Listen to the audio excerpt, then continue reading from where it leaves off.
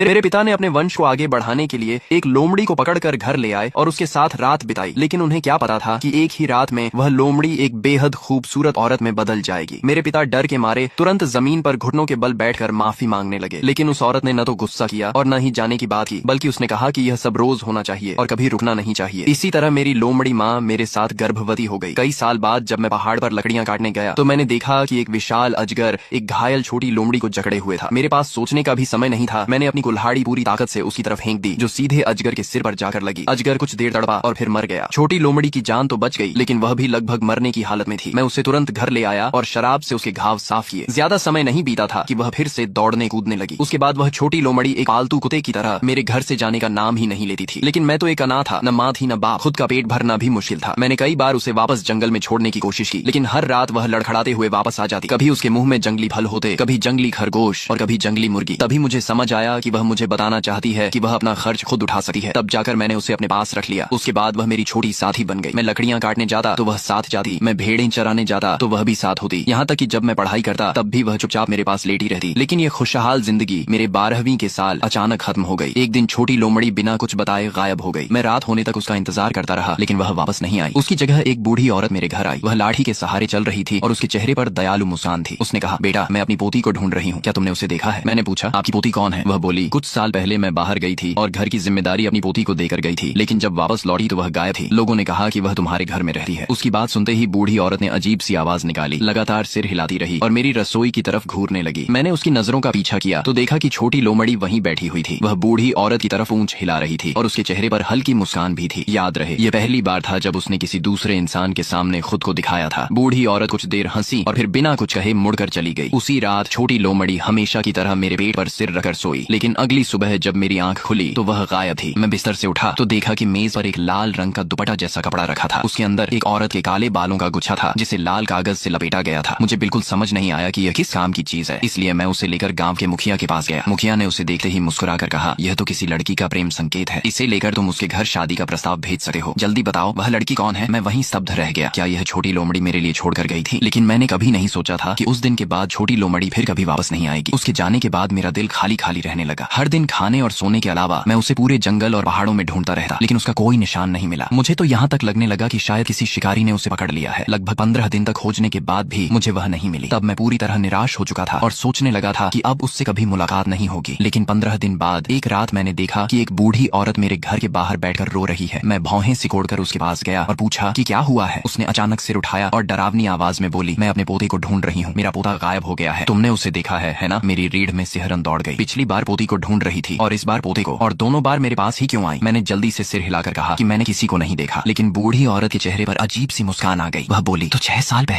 साल पहले क्या तुमने मेरे पोते को देखा था? उसकी आवाज ऐसे लग रही थी जैसे वह मुझसे जवाब मांग रही हो। मैं काफी देर सोचता रहा और मन ही मन यही समझा कि यह बूढ़ी औरत शायद पागल है। यह सुनकर वह कुछ नहीं बोली, बस मुझे घूरते हुए मुस्कुराती रही। उसकी वह रहस्यमयी मुस्कान देकर मैं डर गया और पीछे हटा हुआ भागकर गांव के मुखिया के घर पहुंच गया। हाँफते हुए मैंने उसे सारी बात बता दी। मुखिया मुंह में बीड़ी दबाए बैठा था। मेरी बात सुनकर वह अचानक ठिठक गया और फिर मेरे पीछे इशारा करते हुए बोला, जिस औरत की बात कर रहे हो क्या वह यही है? मेरी पीठ में ठंडी लहर दौड़ गई। मैं कांपते हुए पीछे मुड़ा और देखा कि वही बूढ़ी औरत बिना कोई आवाज किए मेरे पीछे खड़ी थी। मैं डर कर तुरंत मुखिया के पीछे छिप गया। मुखिया ने उसे ऊपर से नीचे तक देखा और पूछा, तुम किस गांव की हो बुढ़िया? रात को एक छोटे बच्चे को डराना ठीक नहीं है। बूढ़ी औरत ने बस भारी आवाज में कहा, मैं अपने पोते को ढूंढने आई हूँ। उसके बाद गांव का मुखिया उससे चाहे जितना पूछता रहा, वह सिर्फ मुस्कुराती रही। आखिर मुखिया घर के अंदर गया और 2 अंडे लाकर उसके हाथ में थमा दिए। ये लो और यहाँ से निकल जाओ। आगे से मेरे इलाके में आकर लोगों को मत डराना। लेकिन बूढ़ी औरत ने अंडों को देखा और गुस्से में जमीन पर पटक दिया। फिर वह चीखते हुए मेरी तरफ उंगली दिखाकर बोली, इसने मेरे पोते को मार डाला है। मैं जिंदगी भर इसका पीछा करूंगी। ये सुनते ही मुखिया का चेहरा बदल गया। उसने तुरंत मुझे आंगन की बत्ती जलाने को कहा। मैं भाग कर गया और रस्सी खींचकर बत्ती जला दी। दरवाजे के सामने रोशनी फैलते ही मैंने साफ देखा कि बूढ़ी औरत के कंधे पर एक लाल रंग का जहरीला सांप लिटा हुआ था। उसकी 2 जहरीली दांत बाहर निकली हुई थी और वह मुझे घूर रहा था। मुखिया भी घबरा गया। उसने धीरे से मुझसे पूछा, मेरी नजर कमजोर है, जरा देख तो उस बूढ़ी औरत की परछाई है या नहीं? ये सुनकर मैंने तुरंत उसकी तरफ देखा। वह बिल्कुल सीधी खड़ी थी, लेकिन उसके पीछे सचमुच कोई परछाई नहीं थी। मेरे पूरे शरीर में ठंडा पसीना छूट गया। मैं डर के मारे कुछ बोल नहीं पाया और बस सिर हिला दिया। तभी मुखिया ने अचानक जोर से कहा, बेटा डर मत, मेरे घर में एक पुश्तैनी तलवार रखी है, जल्दी जाकर ले आ। मैं कांपते हुए घर के अंदर भागा, लेकिन काफी देर ढूंढने के बाद भी मुझे कोई तलवार नहीं मिली। जब मैं बाहर आकर कहने वाला था कि कुछ नहीं मिला, तब तक बूढ़ी औरत दूर जा चुकी थी। मुखिया ने घबराकर मुझे अंदर खींच लिया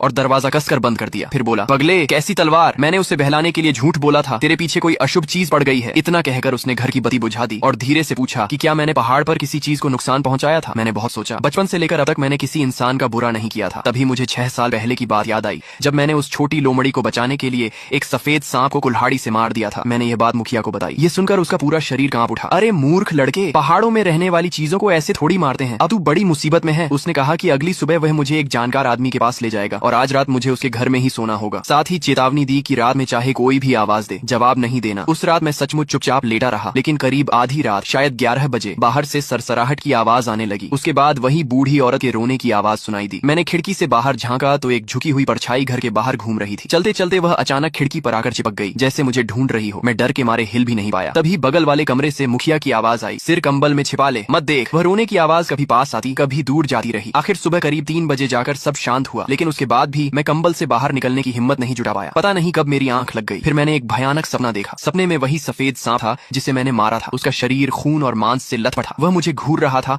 और इंसानों की भाषा में कह रहा था, मुझे मेरी जान वापस दे। मैं चीख मारकर बिस्तर पर बैठ गया। तब तक सुबह हो चुकी थी। मुखिया मेरे सिरहाने खड़ा था और मुझे जल्दी उठने को कह रहा था ताकि वह मुझे दूसरे गांव के एक जानकार आदमी के पास ले जा सके। लेकिन उसी रात वह पागल बूढ़ी औरत फिर आ गई। वह फिर खिड़की पर चिपकी हुई मुझे देकर मुस्कुरा रही थी। मुखिया हाथ में चाकू लेकर बाहर भागा, लेकिन वहाँ कोई नहीं मिला। बाद में अगरबत्ती जलाना, कागज जलाकर माफी मांगना, सब बेकार गया। सबसे डरावनी बात तो ये हुई कि अगली सुबह जब मेरी आंख खुली तो मैं पहाड़ पर एक बड़े पेड़ के नीचे पड़ा था और वही जगह थी जहाँ मैंने सालों पहले उस सफेद सांप को मारा था। इस तरह 3 दिन तक मैं मुखिया के घर में छिपा रहा। हर उपाय आजमाया गया, लेकिन कोई फायदा नहीं हुआ। मुखिया भी इतनी परेशानी से थक चुका था। मैं उसे और मुसीबत में नहीं डालना चाहता था, इसलिए चौथे दिन सुबह उसकी बात न मानते हुए चुपचाप अपने घर लौट आया। लेकिन मुझे हैरानी हुई कि घर पहुंचते ही मुखिया भी हाँफता हुआ पीछे पीछे आ गया। उसके हाथ में एक फावड़ा था। वह बोला, पगले, मैं कैसे देख सकता हूँ कि तू अकेला मरने जा रहा है। आज चाहे जो हो जाए, मैं इस मुसीबत को खत्म करके रहूंगा। फिर उसने गंभीर नजरों से मेरी तरफ देखा। बेटा, अब मैं तुझसे सच नहीं छिपाऊंगा। लियू परिवार तुझसे बदला लेने आया है। अगर जिंदा रहना है तो सिर्फ एक ही रास्ता बचा है। मैं घबरा कर बोला, ये लियू परिवार और हु परिवार क्या है? मैंने तो कभी इनके बारे में नहीं सुना। मुखिया बोला, हुआंग, बाई, लियू और हुई, ये सब पुराने आदमी परिवार हैं। जिस सांप को तूने मारा था और जो अब तेरा पीछा कर रहे हैं, वे लियू परिवार से हैं। और जिस छोटी लोमड़ी को तूने बचाया था, वह हु परिवार की थी। अब सिर्फ वही लोग तेरी मदद कर सकते हैं। मैं डर के मारे कांपने लगा और पूछा कि क्या कोई दूसरा रास्ता नहीं है? मुखिया ने सिर हिलाया। इंसानों और आत्मिक जीवों की दुनिया अलग होती है। मैं नहीं चाहता था कि तू इस रास्ते पर जाए, लेकिन अब हमारे सारे उपाय खत्म हो चुके हैं। वह लाल कपड़ा अभी भी तेरे पास है? मैंने हाँ में सिर हिलाया। वह बोला, बहुत अच्छा, यह हु परिवार की किसी लड़की की निशानी है। इसे साथ लेकर जाओगे तभी उन्हें ढूंढ पाओगे। उसकी बात खत्म भी नहीं हुई थी कि बाहर आंगन से अचानक अनगिनत सरसराहट की आवाजें आने लगी। मुखिया का चेहरा सफेद पड़ गया। उसने तुरंत पास रखी बड़ी छुरी उठा ली। हम दोनों अभी मुख्य कमरे तक पहुंचे ही थे कि एक डरावना दृश्य सामने आया। वही बूढ़ी औरत रास्ते पर खड़ी थी और उसकी आंखों में खौफनाक चमक थी। मेरा दिमाग सुन्न हो गया और मेरे पैर जवाब देने लगे। मैं कांपते हुए पीछे हटने लगा, आंखों में आंसू भर आए। तभी मुखिया ने मुझे पकड़कर वापस खींच लिया और भारी मेज से दरवाजा अड़ा दिया। फिर चिल्लाकर बोला, बेटा ध्यान से सुन, अगर हु परिवार सामने नहीं आया तो हमारा गांव भी नहीं बचेगा। उसने पिछली खिड़की की तरफ इशारा किया। खिड़की से निकल जाओ, निशानी साथ लो और सीधे दक्षिणी पहाड़ के कब्रिस्तान की तरफ भागो। रास्ते में चाहे कुछ भी सुनो, पीछे मुड़कर मत देखना। इस बीच बाहर सांपों का झुंड